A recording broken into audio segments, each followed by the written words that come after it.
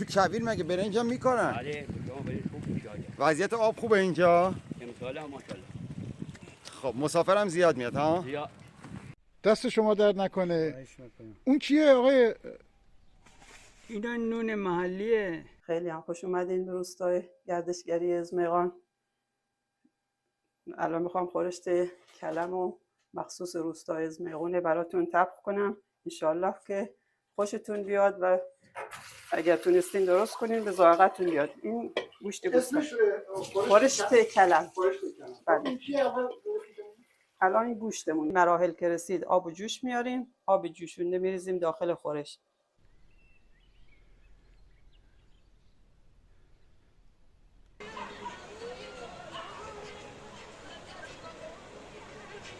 خب این الان یه نمونه از خونه اتاقای دستکنده. آره اینا حدود حالا عمرش که اینا قدیمی ها بهمون میگن بین تقریبا 250 تا 300 سال پیشه. حسن قیصری. چنگ آورده یا یک نازنینی چنگ آورده یا یک نازنینی که پیر ظالم آدمش راضی نمیشه. درود بر شما دوستان. ما یک سفری را آغاز کردیم، در واقع سفرنامه تصویری گروه ایران مستند به خراسان جنوبی و قصد داریم تو این سفرنامه لحظه به لحظه و شهر به شهر و روستا به روستا رو با شما به اشتراک بذاریم. بحث سبک زندگی روستایی، بحث در واقع ظرفیت‌های تاریخی و اقلیمی منطقه خراسان جنوبی. از طبس آغاز می‌کنیم، از روستاهای ازمیغان و اصفهک و الان هم در منطقه اصفهان هستیم و از جاده اصفهان به خور و بیابانک و طبس یعنی از این ور سفر می‌کنیم به خراسان جنوبی. اومدیم پمپ بنزین فرخی. سلام. حال شما خوبه؟ خوبید ان شاء الله. قربون شما خوبید بابا؟ سلامتی. اینجا کجاست؟ اینجا فرخی. فرخی کجا میشه؟ فرخی استان اصفهان خوربیابانک فرخی. فرخی. بسیار عالی. بعد ما چقدر دیگه تا طبس را داریم؟ 200. شغلتون کی بوده قبلا؟ من افسر بازنشسته. افسر بازنشسته. مشخصه، کاملا مشخصه. صلابت تو داری همین. زنده باشه. بعد کی بازنشسته شدی؟ 15 ساله. 15 ساله. شما؟ من راننده بیابون. به. یعنی قشر زحمتکش بیابون و با صلابت و دوست داشتنی و سیویلا مشتی. خیلی خوشحال شدم. قربون شما. ما اینجا باید بنزین بزنیم تا بریم طبس دیگه. ما از تهران میایم. بچه خود تهرانی؟ آره نه بچه گیلانم. آره. قربون شما سلامت. خدا نگهدار. ما دیشب رسیدیم به طبس که خیلی دیر وقت بود. اینم میدان پلیکان طبس که در واقع محل این پلیکان ها باغ گلشنه. میریم سمت روستای ازمیغان.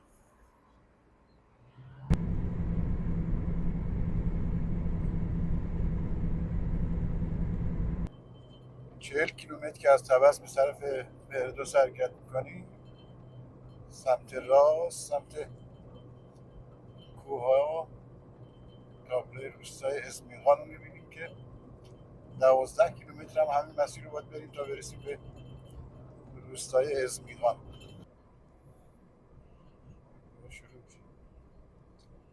خب این روستای اول روستای ازمیغان که کم کم داره طبیعت خودش رو نشون میده. اون پایین زمینای برنجه که الان که وقتش نیست میکنم چیزای دیگه کاشتن و این درختان نخل و سرسبزی روستا در نزدیکی شهر طبس واقع شده و جاده آسفالته داره، ولی خب اون اول روستا دیدید، حالا بازم نشونتون میدم، شاهکار طبیعت اینجا داره اتفاق میفته. یعنی شالیزارهای برنج و درختان نخل.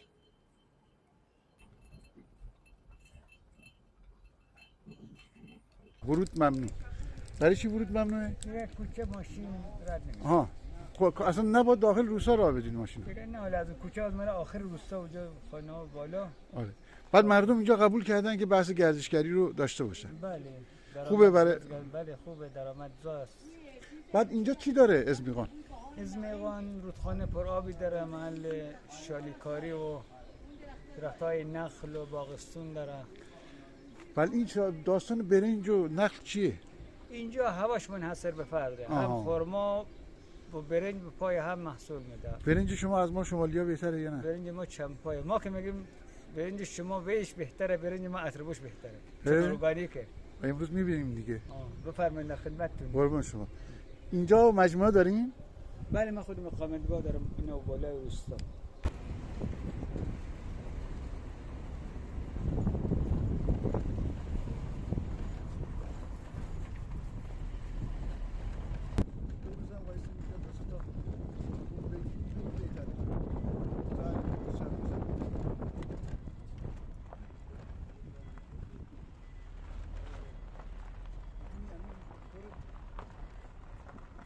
ما اینجا اومدیم خدمت آقای صادقی قیصری. آقای قیصری. من همش میگم صادقی، آقای قیصری، چون قبلا جایی که بودیم آقای صادقی بود. میخواین فیلم بگیرد تو من درست. سلام. شما خسته نباشید. اینم یک املت برای صبحانه دارن زحمتشون میکشن.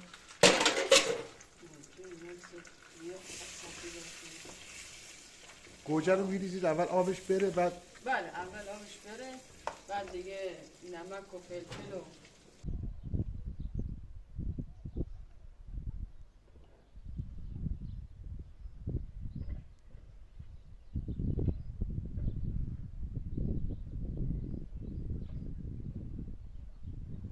آقای قیصری اینا چه اتفاقی داره میفته؟ اینا ما میگیم گوشت از درخت خرمای نر بازش میکنیم، ما بریم به وسط خوشه خرمای درخت ماده میذاریم. خودش دیگه گردافشانی میشه. مسئله گردافشانی. بله، مسئله گردافشانی برای درخت خرما.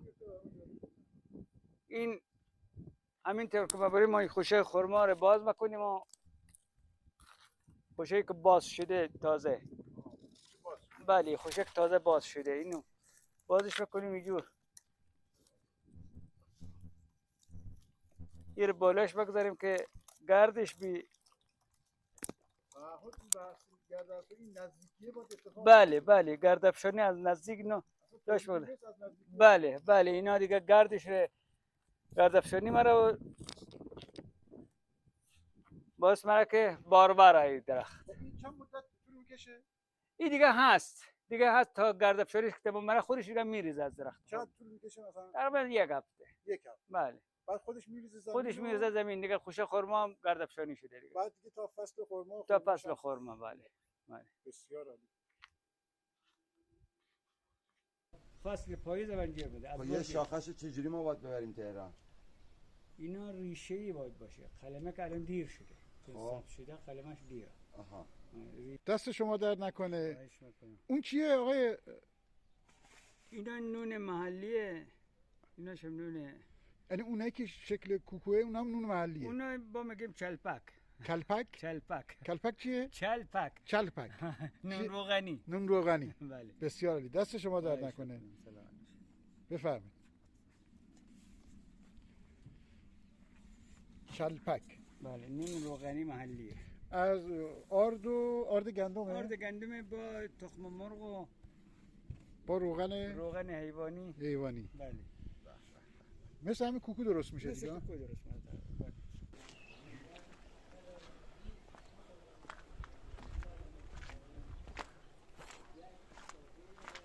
خب ما الان از کوچه های روستای زیبای ازمیقان داریم رد میشیم. خونه های قدیمی و درختان نخل و باغات مرکبات و کوچه های سنگفرش زیبای ازمیغان.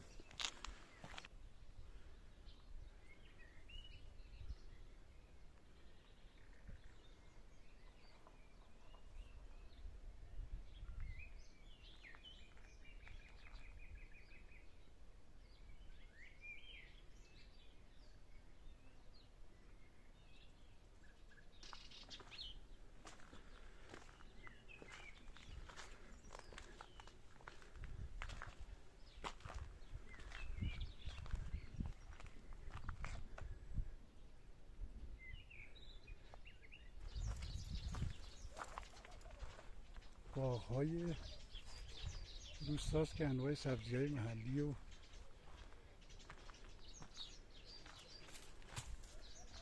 مرکبات و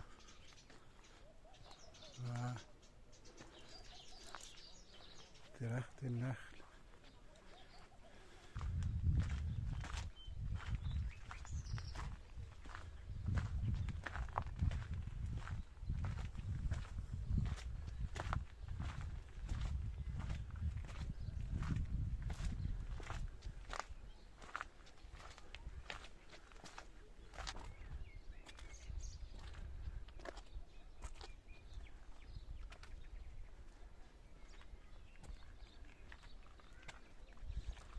سلام. احوال شما؟ خیلی ممنون. حال شما خوبه؟ اشکال نداره فیلم بگیرم؟ نه. خوبی؟ سلامتین انشالله؟ ممنون، تشکر. شما خوب هستید؟ شما خوبی مادر من؟ سلامت باشید. حال شما خوبه انشالله؟ ماشاءالله شما زیبا بودی جوونی ها. چه جالب، زیتون هم اینجا داره. بله اینجا همه چیز داره. زیتون داره، درخت خرما داره، شالیکاری میشه. و چه جالب اینا همه متضاد هم دیگه هستن و کنار هم دیگه. انار داره، پرتقال داره. مثلا همه میوه‌ای داره. به اضافه نخل و خرما در کنارش هم مثلا شالیکاری است. بله بسیار عالی، دست شما در نکنه، خیلی محبت کردیم. اما اینجا کجاست؟ اینجا از میغان. از میغان، مال روستای طبس. بله. اینجا به چی معروفه؟ اینجا به آبشار داره، آب امامزاده داره. کشت اینجا چیه؟ برنج. برنج. بله. تو کویر مگه برنج هم میکنن؟ بله شما برنج خوب میشه آجا. وضعیت آب خوبه اینجا؟ امسال هم ماشاءالله. خب مسافرم زیاد میاد ها؟ زیاد. سلامت باشید. سلامت. خداحافظ. خدا نگهدار. سلامت.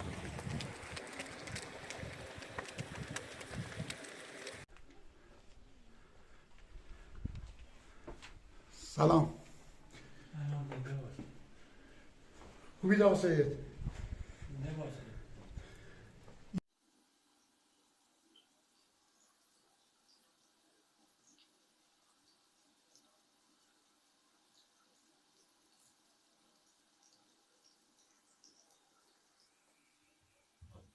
عرض سلام خدمت هموطنان عزیزم.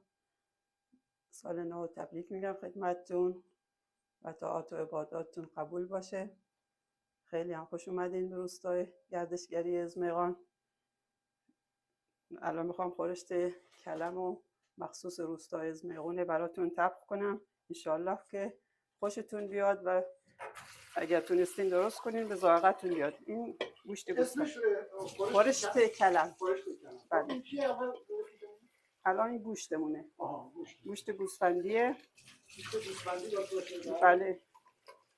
گوشت گوسفندی باشه بهتره.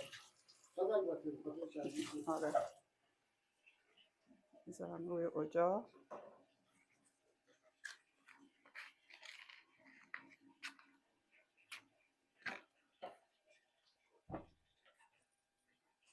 بعد پیازم بیشتر داشته باشه خوشمزه تره. پیازهای محلی هم یا نه؟ پیاز محلی موسم خاصی داره، همیشه نیست. همیشه نیست. نه خیر. اون کلمه، اون خود کلمه. خود کلمه. آره. چیز اصلی که خورشته کلم داره این کلمه. بله. این کلمه. بعد این کوچه که الان چون موسمش نیست تازه الان میکارن.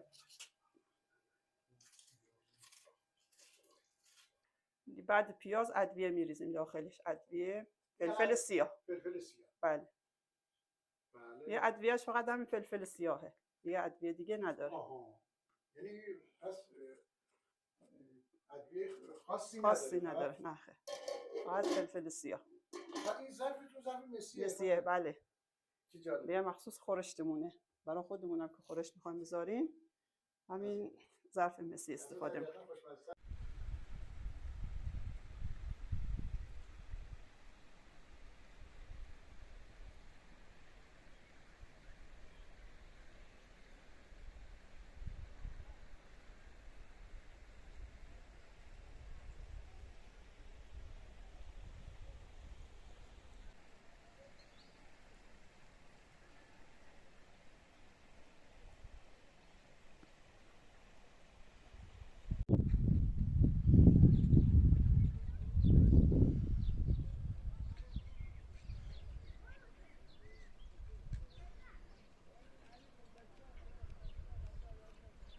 خب این نمای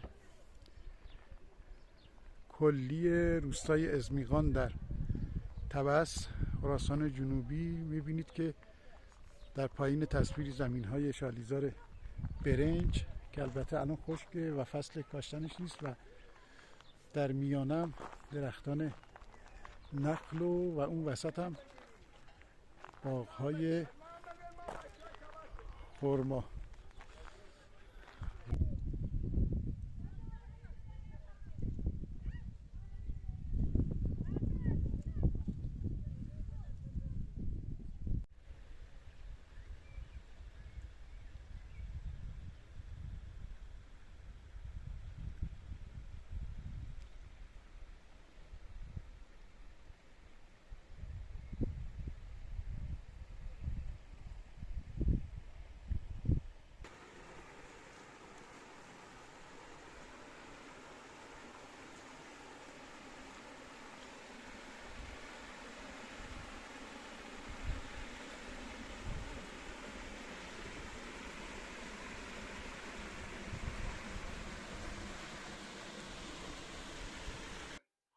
بعد لوبیا.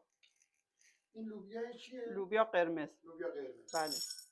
این لوبیا به اندازه هر نفر اینجوری من اندازه میگیرم. اندازه کفته برای یک بله، برای یک نفر. الان این شد برای 3 نفر. لوبیا ها رو میشورم.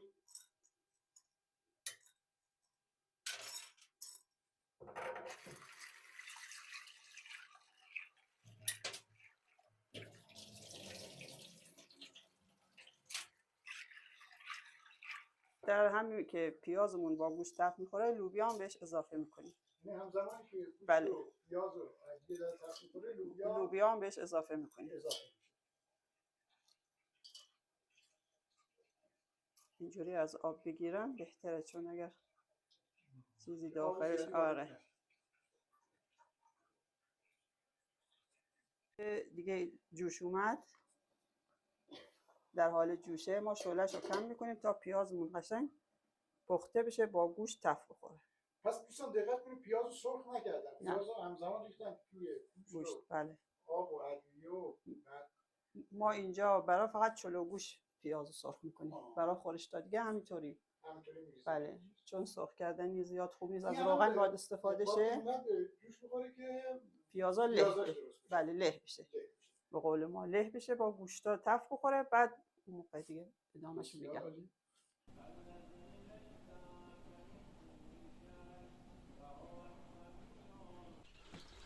روستای ازمیغان پر از کوچه باغ و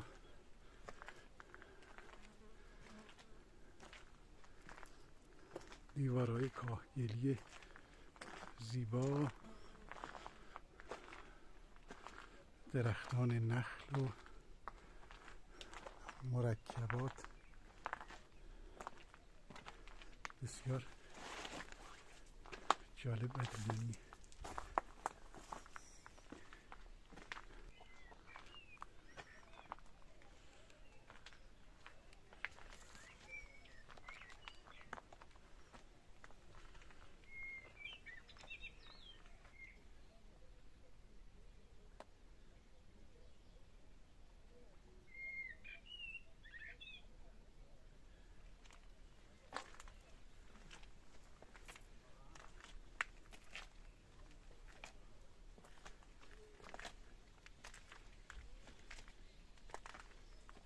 الان کجا تشریف میبرید؟ الان میریم رودخونه یه خورده علوفه برای گوسفندها رو جمع کنیم بیاریم پیشون بدیم.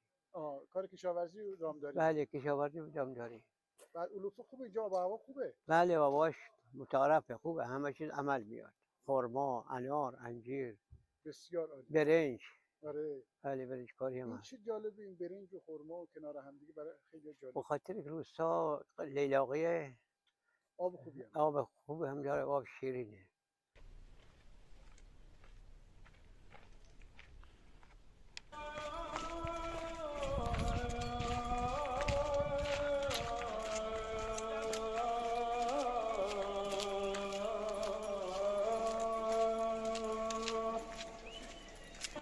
حال شما خوبه؟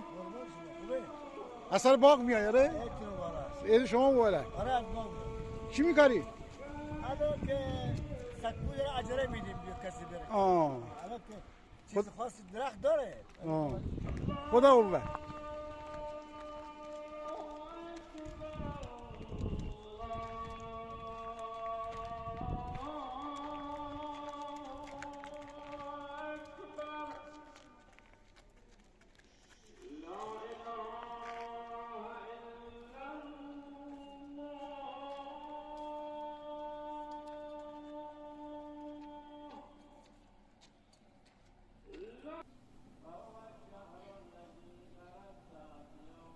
الان میخوام برنج رو خیس کنم. برنج مال همینجاست، یعنی کشت و کار همین روستای ازمیغونه. اینجا اسم برنج چی میشه؟ اسم برنجمون اینجا معروفه به چمپا. چمپا. بله برنج چمپا. کوتاه و یکم کوتاه و توپله. بله. ولی خوش عطر و طعمه. بله بسیار عالی. بعد موقع خیس کردنش هم حتما باید آب داغ باشه. آب سرد اگر باشه برنج رو پخت میکنیم اینجوری وسطش یه قاش میفته، یه خط میفته، جدا میشه از هم. یعنی آره ترک برمیداره. حتما باید 2 ساعت 3 ساعت قبل خیس بخوره با آب داغ.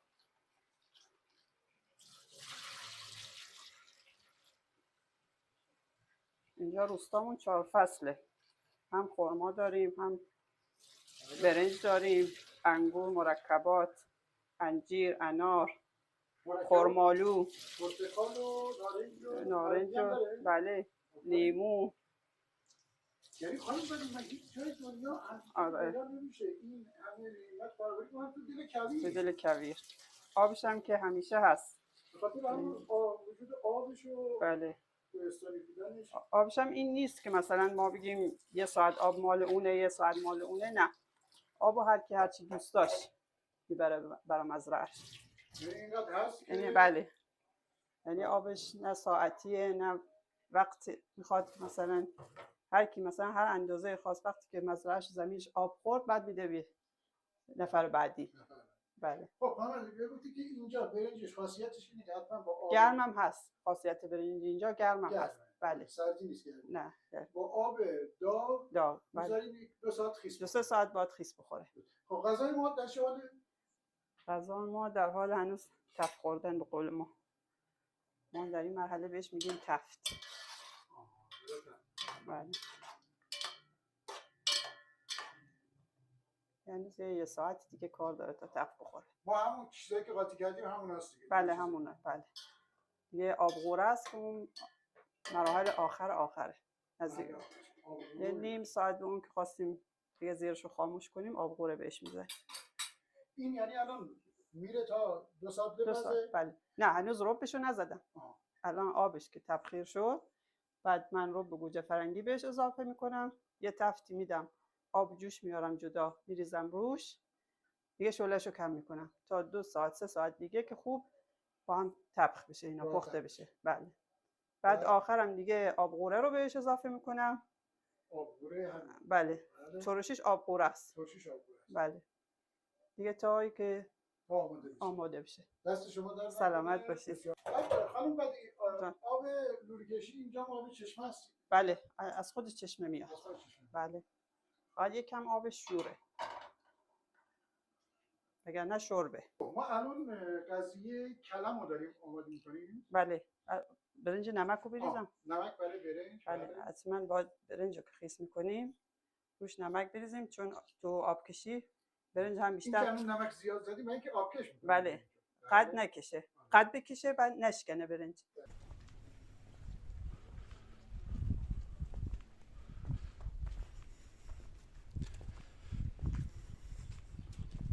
سلام، حال شما خوبه؟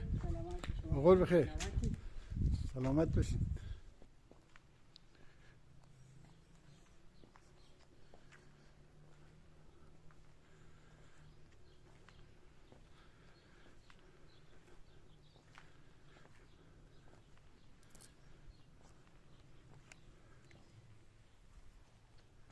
سلام.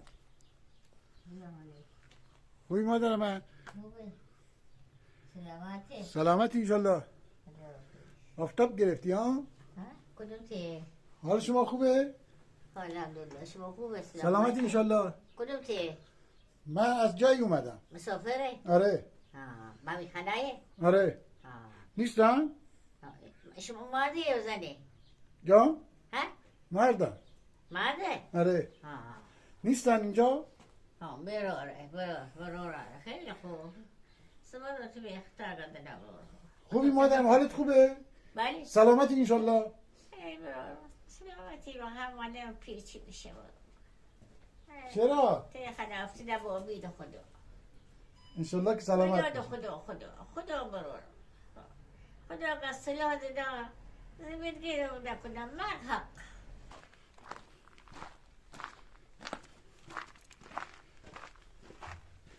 کوچه های تنگ عاشقی.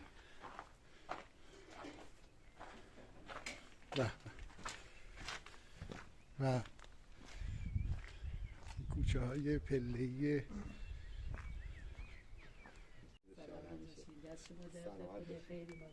خیلی روستا اینجا قشنگه، اینجا اصلا بی‌نظیره. خوب بالا شهر تهران بهتون بدیم، با اینجا عوض کنید عوض میکنید؟ گرونتر از اینجا باشه. من خودم تو تبس خونه دارم.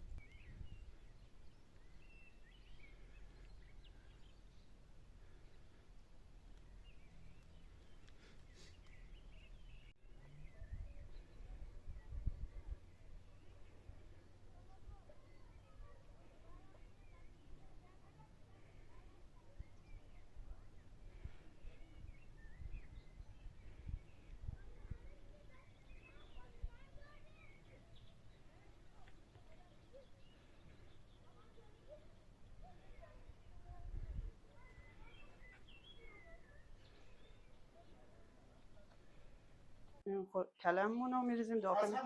از هم کلم. بله. این نوع کلم بهش چی میگن؟ کلم سنگ. کلم سنگ. بله. کلم سنگ رو اینطوری تیکه میکنن. بله، حبه خورد میکنیم. حالا میخوایم اون خورد کنیم. حبه روغن تخت. بله. این باید تفت بخوره، به قول ما یکم طلایی بشه. بعد اینو میریزیم داخل گوشت.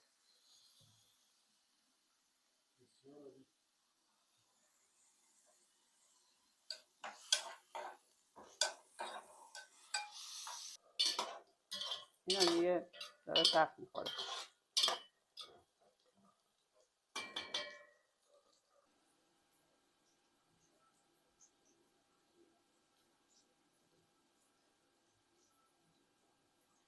خسته نباشی. سلامت باشید، زنده باشید. نه بابا خواهش میکنم. الان این شد. الان کلممون تفت خورد. باید قاطی کنیم. بله، الان باید بریزیم داخل گوشتمون.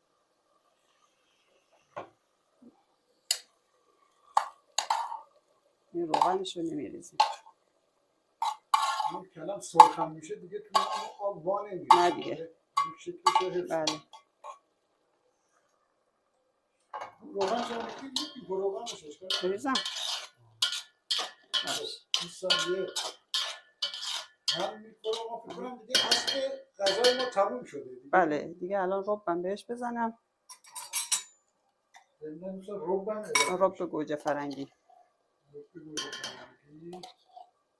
همین حد کافیه.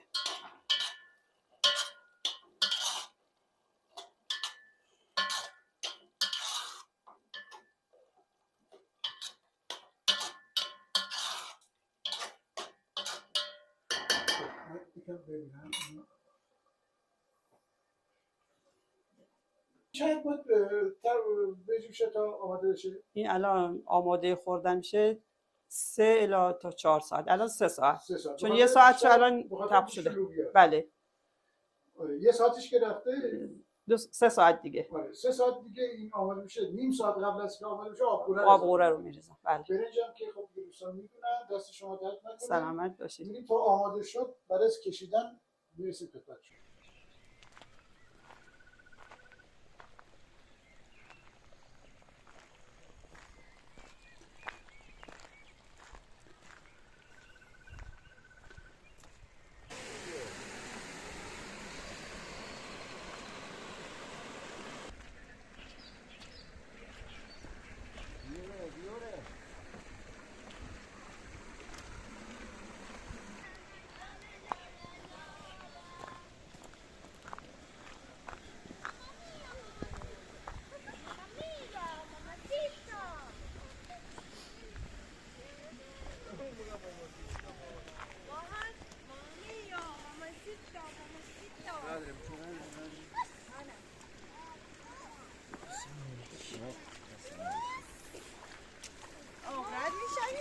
دیگه پاس پیش شده بدن تو آب رو.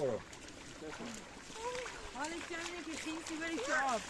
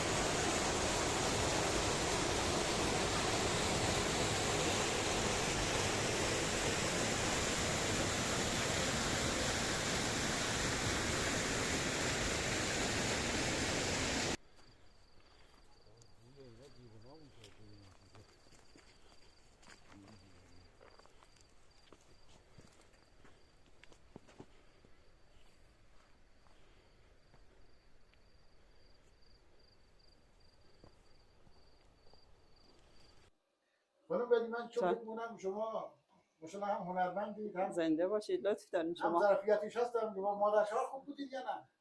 خودم یا مادر شوهرم؟ خودتون. بله من که عروسام حالا بعضیا میگن اعتماد به نفست بالاست. الان خودتون مادر شوهرید؟ بله خودم 3 تا نوه دارم. ماشاءالله. 2 تا عروس دارم. بله. احسن. آفرین. همه زنده باشید. مادر شوهرم که نه خدا بیامرزتشون خیلی خوب بودن. من 14 سالم بود که عروسشون شدم و مثلا آشپزی اونا خیلی وارد نبودم. همه اینا رو من از مادر شوهرم یاد گرفتم. 14 سالتون رو ازدواج کردی، همه بله. رو ازشون یاد گرفتی؟ بله، همه رو ازشون یاد گرفتم. زندگی ها قبلا چطور بود خانم؟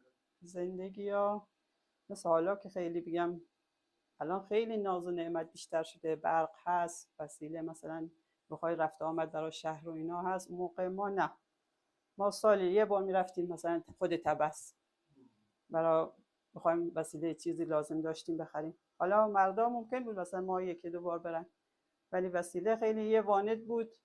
اینجا در برج مثلا می‌خواستیم بریم همه با دنبال واند میشستیم، جاده‌ام خاکی خیلی آره خیلی سخت. بعد برق نبود. نسبت به روستاهای دیگه اینجا نزدیک‌تره باز نسبت به روستاهای تبس. به تبس تقریبا نه، اینجا چون کوهستانیه یکم صعب العبور بود. راهش بله راهش 40 کیلومتر تا تبس، راهش تا جاده اصلی خیلی سخت بود.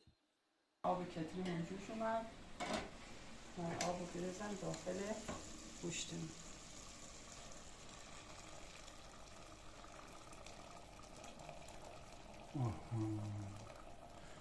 این یه جایی تا همسط گوشت‌ها و اینا باید آب بریزیم. ببینید چه رنگ زیبایی هم درست شده. بله. بعد چون به هر حال رب اضافه میشه خورشت رنگ قرمز میشه. بله. ما یک دفعه دیگه گفتیم باز این الان همه چی اضافه شد، آب هم اضافه شد. خانم بعدی میفهمن که 2 ساعت 3 ساعت باید بجوشه چون گوشت گوسفند داره و لوبیا اینا وقت میگیره پختنش، تا اینکه باید برسیم ببینیم چی شده. آب جوش اومد با برنج ریختیم داخلش. بله، برنجی که با آب گرم خیس شد. بله، با آب گرم و نمک. پس برنج اینجا بلدی میخواد. بله بله، برنج اینجا باید تقریبا حرفه‌ای پخت برنج اینجا رو داشته باشی. حالا خورشتمونم دیگه تقریبا جا افتاده. برنج اینجا رو شرایط دیگه هم میخرن یا نه همینجا مثلا؟ بله نه، اتفاقا الان از موقعی که اینجا گردشگری شده دیگه ما برنج اینجا رو زیاد نمیتونیم خودمون بخریم بخوریم. دیگه همه آره. این الان آب قوره. آب قوره. بله. بسیار عالی. آب قوره. اینم چاشنیش آب قوره. چاشنیش نیم ساعت آخر استفاده می‌کنیم الان. بله.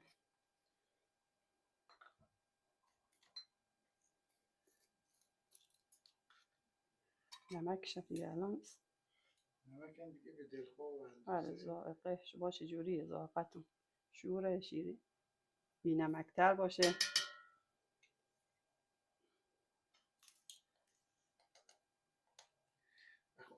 نمک زدی تموم کردی بود اینجا باغ‌ها و چشمه‌ها و نخل‌های قشنگی داره میتونید برید ببینید. بله باشه چشم. من الان نمک غذام اضافه کردم تا دیگه برنجمون پخته بشه. خورشتمون هم جا افتاده است. تا ما برنجمون دم بکشه شما مهمونا گرامی میتونید برید تو رودخونه.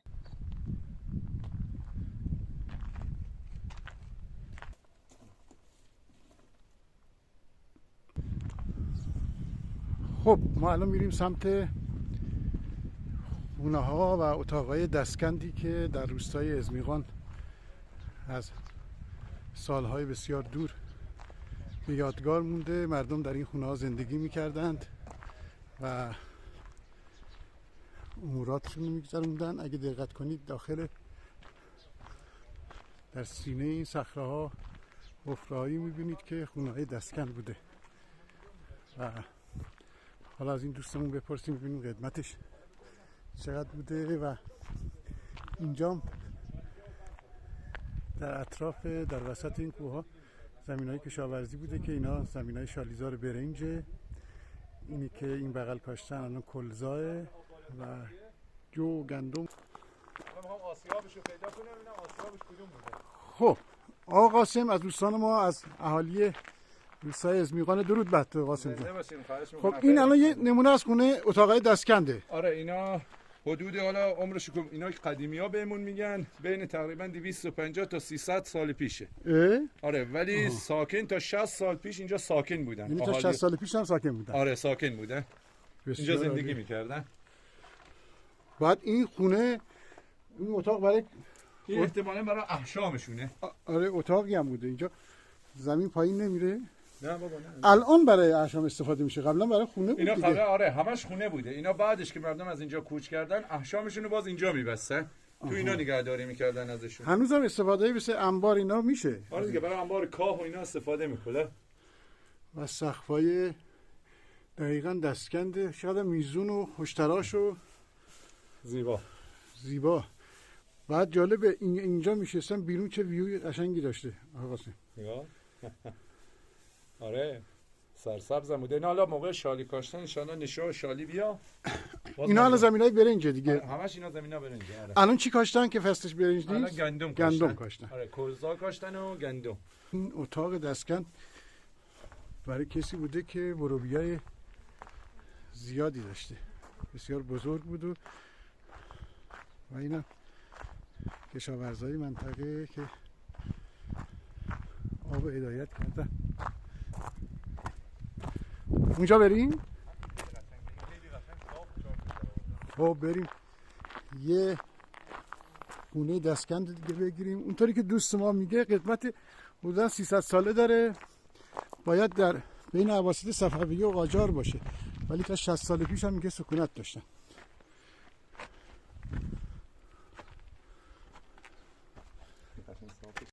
قشنگ مهندسی کردن ها، چارگوش و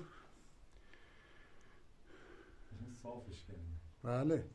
حالا این تو دوره‌ای بعد همون تو 60 سال پیش 50 سال پیش سکونت داشتن مرمت کردن. آره. و اینجا چقدر قشنگه. منظرش نه؟ آره.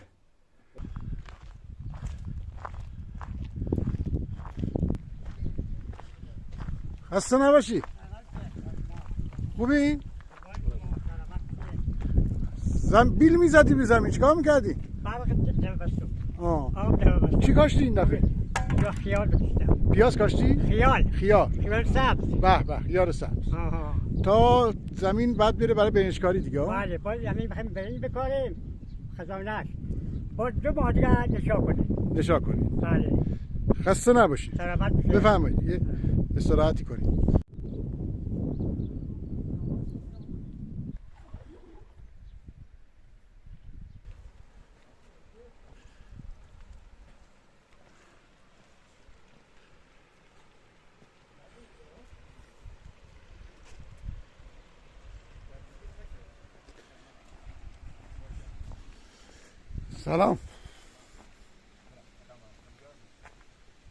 سلام.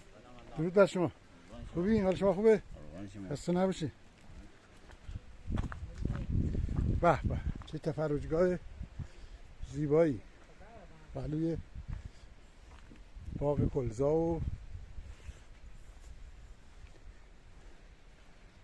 دیگه از این زیباتر نمیشه.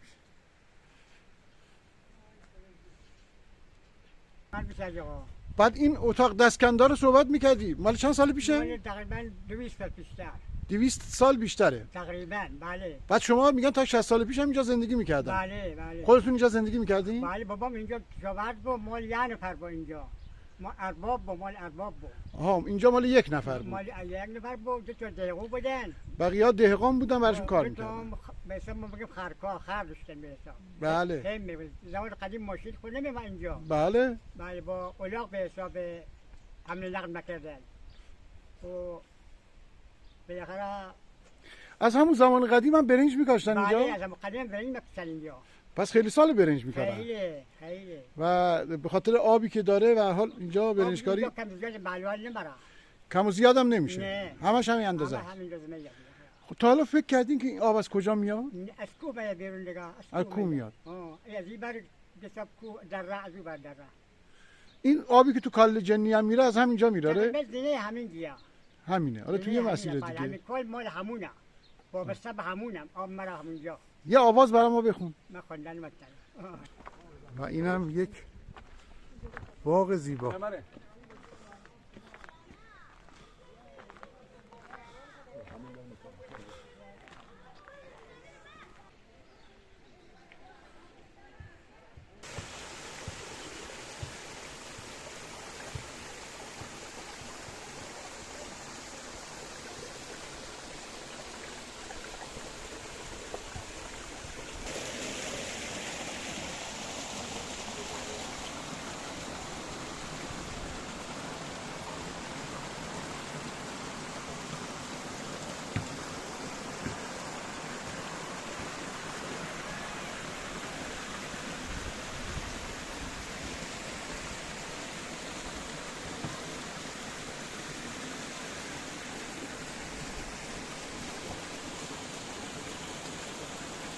الان دیگه انارا گل بزنه همه دیگه میبینی اینجا آویزون کردن شیشه باتری و نوشابه رو.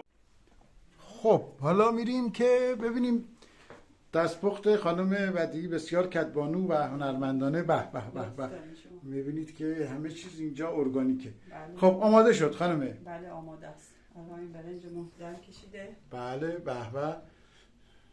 اینم برشتمون که دیگه جا افتاده. به به به، چه رنگ. حالا من یکم نور بدم رنگ.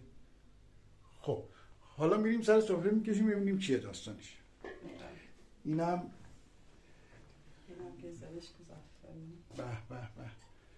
این دوغه خانم؟ بله اون دوغ محلی هم اینجا دوغ روزفندی. یعنی دوغ بخوریم دیگه خوابیدیم تموم شده.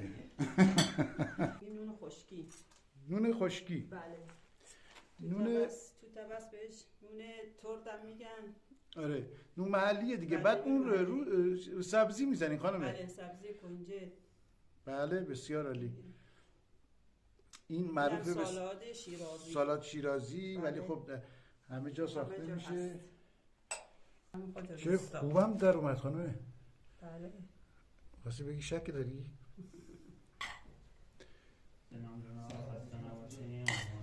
میگه ما اینجا همه چیز سنتیه.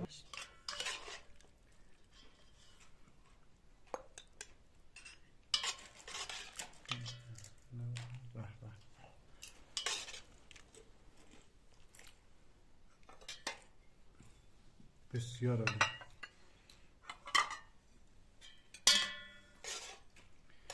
کجا میریم خانم ودیعی؟ خونه پدرم. خونه پدرتونه. بله. اینجا درخت نارنج داره. اینا چیه؟ مطبخ قدیمی بوده ها؟ تنور بودن. تنور که مادرم نمی‌پخته. به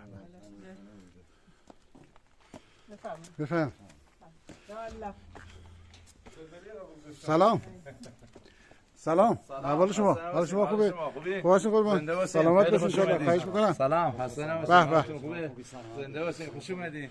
سلامتی ان شاء الله. خیلی ممنون. دیگه خودشو دارین دیگه اینجا. آره دیگه.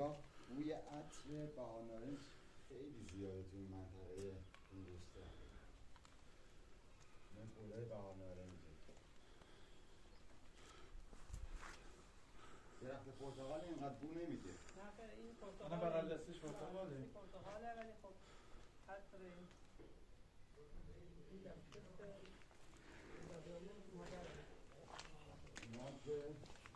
این سبد برداشتم تا بهارای نارنج رو بچینه. الان وقتشه دیگه. آره اینا از تقریبا 7 روز از عید که بگذره دیگه اینا باز میشه و آماده چیدن میشه. و این بویی که تو روستا افتاده سر همین. آره از همین بهارای نارنجه. خاصیت بهار نارنج برای آرام بخش بودن، بعد برای اعصاب خوبه. اینا رو ما مثلا به چند دسته تقسیمش میکنیم. برگش رو جدا میکنیم برای بهار نارنج، باز او وسط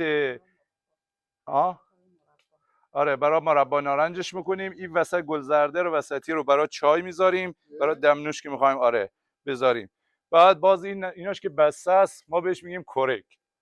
این بسته هاشو آره اینا هم جدا میکنیم. اینا باز مرباش فرق میکنه طعمش با این برگش. آره بعد میتکونید آقای هم میتکونیم هم میچینیم. مثلا سرشاخه‌هایی که اضاف داره اونا رو کمش میکنیم، چون اگه بخواد 3 تا نارنج برداره شاخه میشکنه. اینا رو آره برای درخت منفعت داره. آره دیگه ما بارش رو سبکتر میکنیم، چون اگه نه سرشاخه‌ها همه میشکنه. مثلا ببینین اینجا الان ببینین چقدر برداشته این. اینو باید کمش کنیم. یه کرکا رو از ته در میاریم، برگارم که دورش میچینیم باز این وسطش میمونه. این خودش دیگه تبدیل به نارنج میشه. آره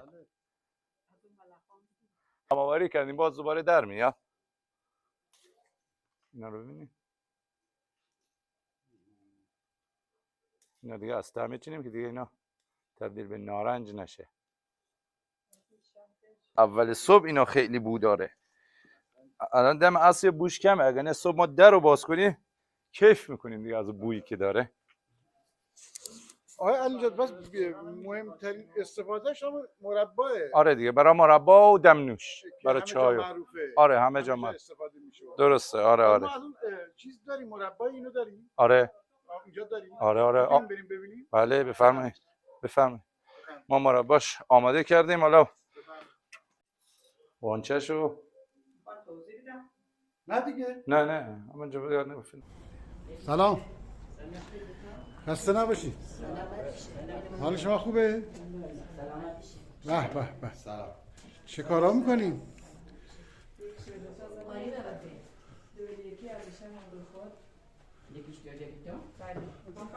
آره همه ماشاءالله اوستاکارن.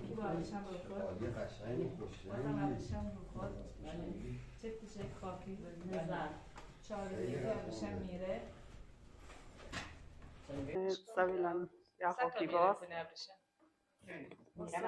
درست بروخ قهوه یا قهوه برش بازم قهوه بزنیم دوتا یکی میاد ابرشون ده ساتیش انا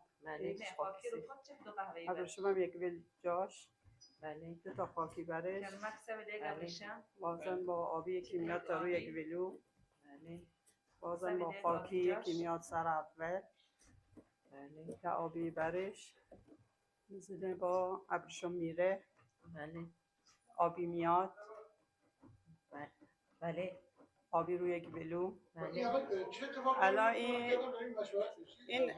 این نقش قالینه، این نقشه ریز که روی این تخت کشیده است ما به صورت شمارش برای هم دیگه میگیم دیگه طرفمون میفهمه که من مثلا به طرف کنار قالی میگیم میاد، به طرف وسط میگیم میره. ما هم در جوابش باید بگیم زدیم. آره اینا هم در جواب من باید بگن زدم. در واقع اینو شعرخوانی میشه اصلا. تقریبا. آره. یعنی زدم یعنی تایید میکنه که بله. بعدی رو بگم. بله شنیدم چی گفتی. بعد این فرش چه فرشیه خانم؟ این فرش 9 متریه. 9 متریه. بله. و ترش چیه؟ این طرحش جوشقانه. جوشقان. بله. بله. فرش جوشقان. بله. 9 متریه رو الان مثلا 4 نفر لچک تورنج هم بهش میگن. بله. لچک تورنج هم بهش میگن. اگه بخوایم مثلا 4 نفر یا 3 نفری بخوام کار کنن این چقدر طول میکشه آماده بشه؟ اگه بخوان مدومی بشینن مثلا صبح تا ظهر تا عصر 3 ماه. 3 ماه. بله. بعد اون وقت قیمتش چقدر میشه؟ قیمتش الان که با حساب الان 50 تومن. 50 میلیون. 3 ماه چیزی هم 10 میلیون پول خامش نفش میشه. 10 میلیون مواد اولیه. بله. 40 تومن هم دستمزد. بله.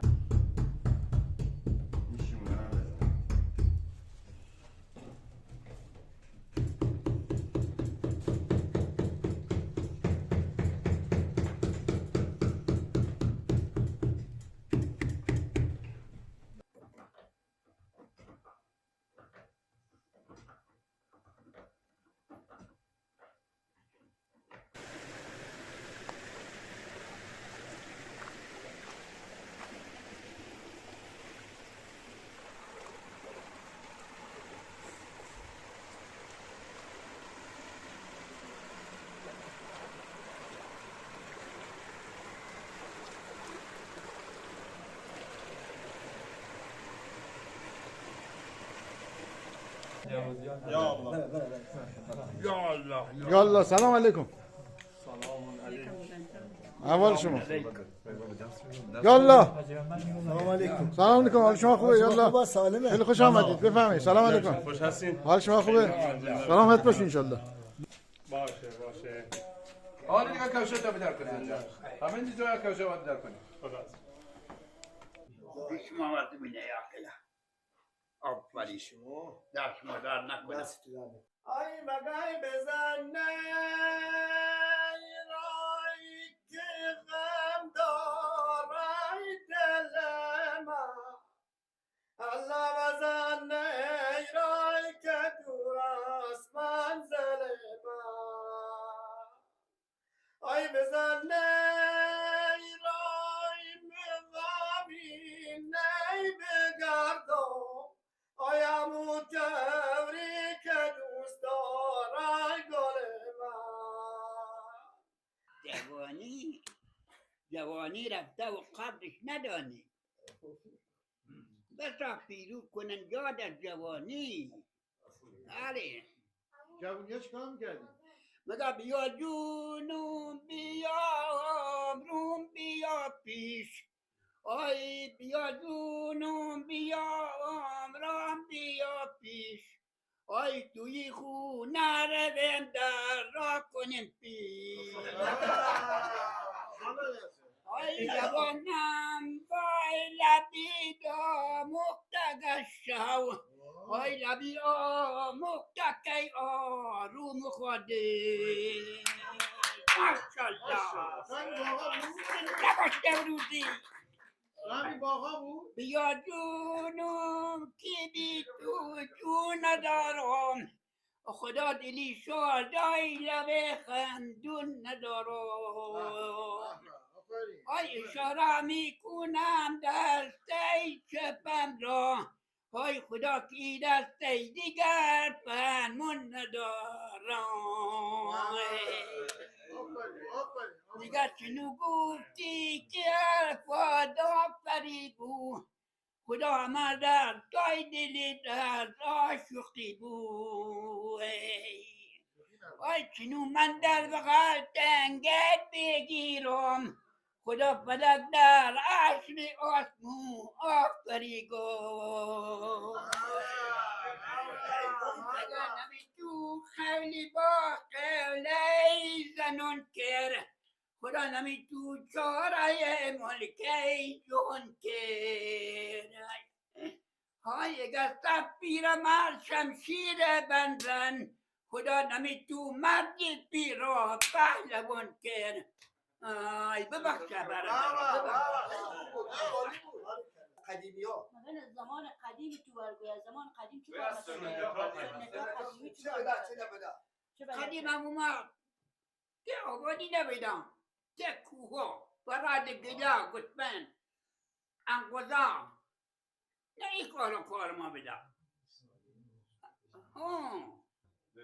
مردم اون موقع مردم مهربونتر بودن یا الان چجوریه؟ مهربون بودن با هم دیگه کمک میکردن با هم دیگه همسایه مردم بهتر مهربون بودن با هم خدا شادم خب من بیای که امروزیت مگم که خیلی مردم پاک خوب بودن مهربون با هم خدا شادم حسن قیصری آقای قیصری آقای قیصری اینجا کجاست؟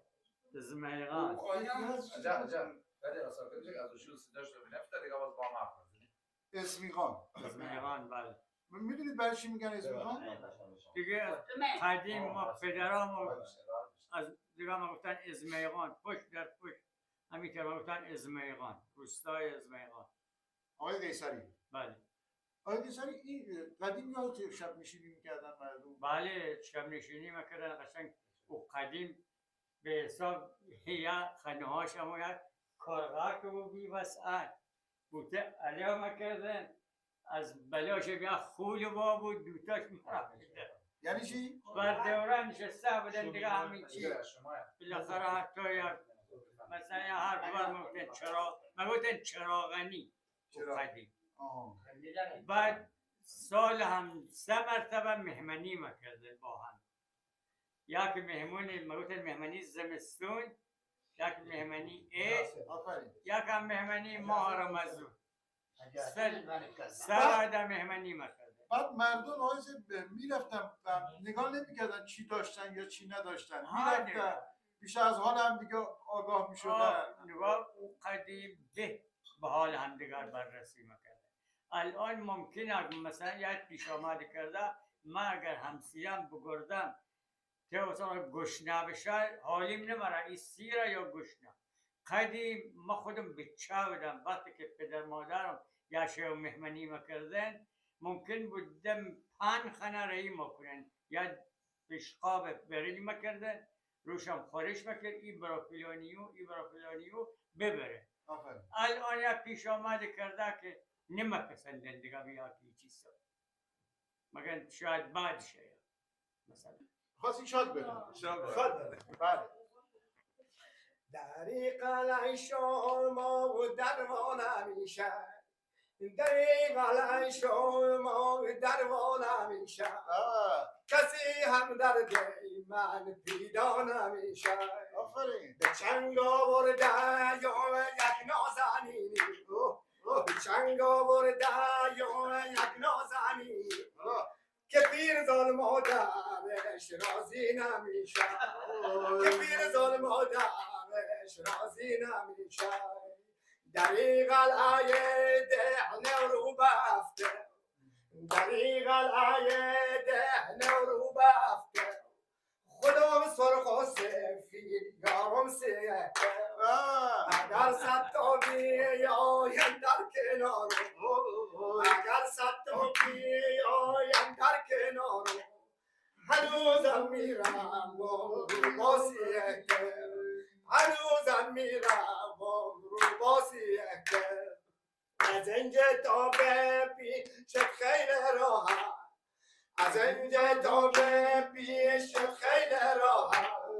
همه کو من سنگی سیاه کمر را خم کن و ریگش بچینم کمر را خم کن و ریگش بچینم که دل بر در غریب پیشش براهد که دل بر در غریب پیشش براهد از اینجا تا به پیش گل بکشتم از اینجا تا به پیش گل بکشتم میونی هر گلی سیبی گذاشتم بگیر این سیب به دستی دل برم ده بگیر این سیب به دست دل برم ده گرچی بر دلم آمن مشتم گرچی بر دلم آمن مشتم آفرین آفرین آفرین